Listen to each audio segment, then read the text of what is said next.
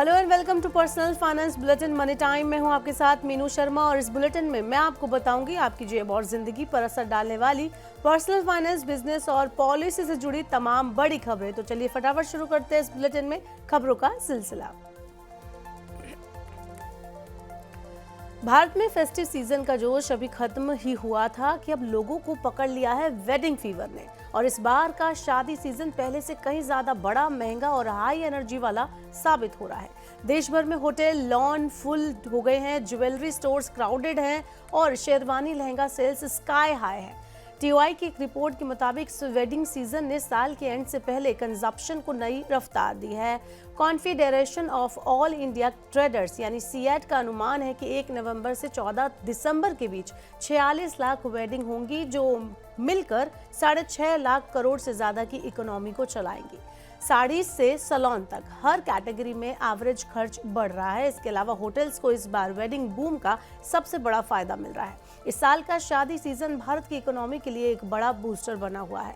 Retail से लेकर hotel तक सभी सेक्टर में स्ट्रॉन्ग डिमांड दिख रही है, जिससे पता चलता है कि कंज्यूमर्स खर्च करने को तैयार हैं। कुल मिलाकर ये wedding web year and growth को मजबूती दे रही है।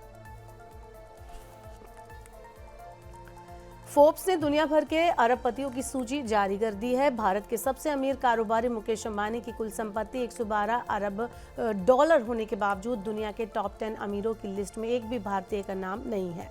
फोर्ब्स की ताज़ा रियल टाइम बिलियनियर्स लिस्ट में गूगल के दोनों संस्थापक लैरी पेज और सर्गेई ब्रिन ने धमाका कर दिया है। गूगल के नए एआई मॉडल जेमिनी 3 की कामयाबी से उनकी दौलत आसमान छू रही है और दोनों टॉप 5 में पहुंच गए हैं। वहीं टॉप 10 में 9 लोग अमेरिका के हैं और 8 टेक इंडस्ट्री से ताल्लुक रखते हैं, वो अरबपति हैं। आपको बता दें कि एलन मस्क तो 460 अरब डॉलर संपत्ति के साथ दुनिया के सबसे अमीर इंसान हैं।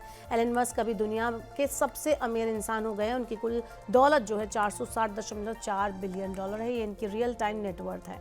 मस्क टेस्ला कार कंपनी और स्पेस एक्स के मालिक हैं। उनके पास टेस्ला के 12% और स्पेस एक्स के 42% शेयर हैं। भारत के मूल दिग्गज स्टील कारोबारी लक्ष्मी एन मित्तल ने ब्रिटेन छोड़ने का फैसला ले लिया है। पीटीआई की रिपोर्ट के मुताबिक लेबर पार्टी सरकार द्वारा सुपर रिच पर सख्त टैक्स की तैयारी ने अमीर तबके को चिंतित कर दिया है और इसी माहौल में मित्तल ने अपना टैक्स रेजिडेंस स्विट्जरलैंड में शिफ्ट कर लिया है। जानकारी के अनुसार वो आगे अपना ज़्यादा टाइम दुबई में बिताएंगे, जहां उनके पहले से ही प्रॉपर्टी मौजूद है और हाल ही में उन्होंने नया आइलैंड भी एक आइलैंड पर ज़मीन भी उन्होंने खरीदी है। ये कदम ऐसे टाइम पर लिया गया है जब ब्रिटेन अपने वित्तीय घाटे को भरने के लिए नए टैक्स प्रावधानों पर काम कर रहा है। आपको बता दें कि रिपोर्ट के अनुसार 75 साल के लक्ष्मी मित्तल की net worth Sunday times rich list 2025 में 15.4 बिलियन पाउंड आगे गई है। ब्रिटेन सरकार आने वाले बजट में सुपर रिच पर एक्स्ट्रा टैक्स लागू करने पर विचार कर रही है, जबकि पहले ही कैपिटल गेन टैक्स और रिलीफ में कटौती जैसे कदम लिए जा चुके हैं। इस अनिश्चित माहौल ने निवेशकों और अमीर परिवारों के बीच असुरक्षा पैदा कर दी है।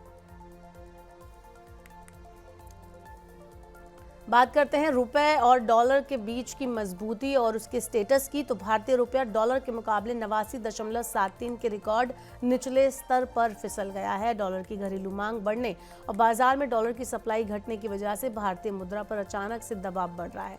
आमतौर पर रुपए की ऐसी तेज गिरावट शेयर बाजार में short term risk of sentiments पैदा करती है, क्योंकि आयात महंगा होता है। आपको बता दें कि कॉर्पोरेट्स की लागत बढ़ती है और मार्जिन पर दबाव बनता है। शुक्रवार को 89.49 की रिकॉर्ड लो क्लोजिंग के बाद रुपया सोमवार को फ्यूचर्स में इंट्राडे कारोबार में 89.73 के स्तर तक गिर गया है।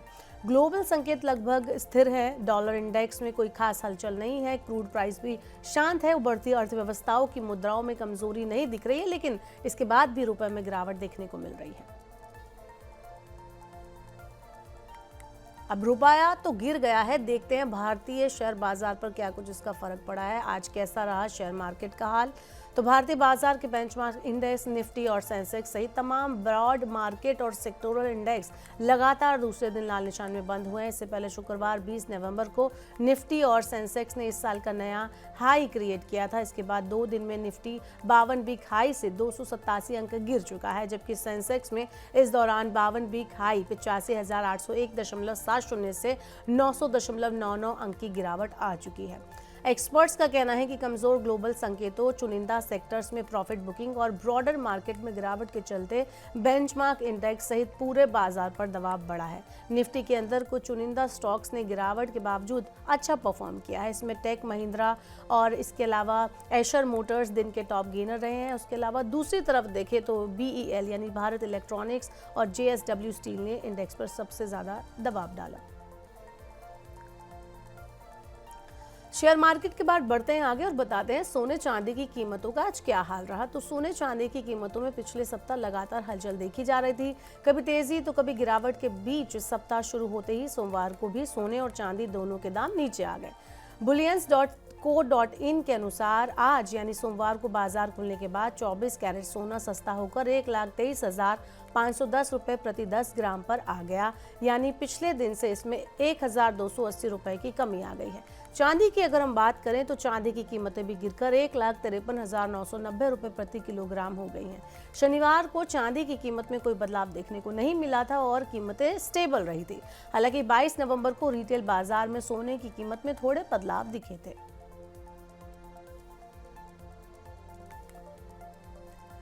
अगर आप स्मार्टफोन लवर हैं और चाहते हैं बजट फ्रेंडली फोन, तो भारत का स्मार्टफोन मार्केट 27 नवंबर को एक और दिलचस्प लॉन्च देखने वाला है, क्योंकि नथिंग अपने नए नथिंग फोन 3A लाइट को भारतीय बाजार में उतारने जा रही है। ये मॉडल कंपनी की लोकप्रिय फोन 3A सीरीज का बजट फ्रेंडली वर्जन माना जा रहा है, जिसे ग्लोबल मार्केट में हाल ही में पेश किया गया था।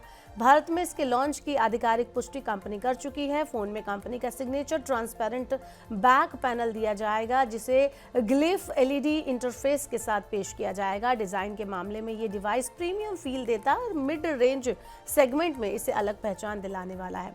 हालांकि कंपनी ने भारत में कीमत की घोषणा तो नहीं की है, लेकिन ग्लोबल प्राइसिंग के आधार पर इसके प्राइस अनुमानित 24,000 रुपए से 28,000 रुपए के बीच रह सकते हैं। व्हाट्सएप ने इस हफ्ते ऐसे कई फीचर जारी किए जो आपके रोजाना के इस्तेमाल को और ज़्यादा इजी, सेफ और सिस्टमैटिक बनाता है। वैसे तो व्हाट्सएप लगातार कुछ ना कुछ फीचर आजकल अपडेट कर रहा है। अब इस नए फीचर में चाहे आप आईफोन यूज़ कर रहे हैं या Android, multi account, channel notification, group tag, privacy control और बीटा स्विच जैसे अपग्रेड यूजर्स को ज़्यादा कंट्रोल देने के लिए लाए गए हैं। iOS यूजर्स लंबे टाइम से एक फीचर का इंतजार कर रहे थे, वो है एक ही फोन में 2 व्हाट्सएप अकाउंट इस्तेमाल करने का। इस हफ्ते व्हाट्सएप ने आखिरकार इस फीचर को रोल आउट करना शुरू कर दिया है। अब यूजर्स के पास ये सुविधा है कि वो पर्सनल और प्रोफेशनल दोनों नंबरों को बिना ऐप बदले एक ही व्हाट्सएप में चला सकते हैं। इस बदलाव की सबसे बड़ी खूबी यह है कि दोनों अकाउंट की चैट, मीडिया नोटिफिकेशन और प्राइवेसी सेटिंग्स पूरी तरह से अलग रहती हैं, यानी ऑफिस का मैसेज पर्सनल अकाउंट के नोटिफिकेशन में आपको नहीं दिखाई देगा। तो फिलहाल के लिए आज के मनी टाइम में इतना ही। वक्त हो गया आपसे विदा लेने का। अब आपसे होगी कल मुलाकात। पर्सनल फाइनेंस से जुड़ी खबरों को पढ़ने, सुनने, उनसे जुड़े खास कार्यक्रमों को देखने के लिए आप मनी 9 के YouTube चैनल को जरूर सब्सक्राइब कर लें। साथ ही आज का हमारा मनी टाइम आपको कैसा लगा, नीचे कमेंट बॉक्स में अपना फीडबैक हमें देना ना भूलें। फिलहाल के लिए इस बुलेटिन में इतना ही। बने रहिए मनी 9 के साथ। नमस्कार, शुभ रात्रि।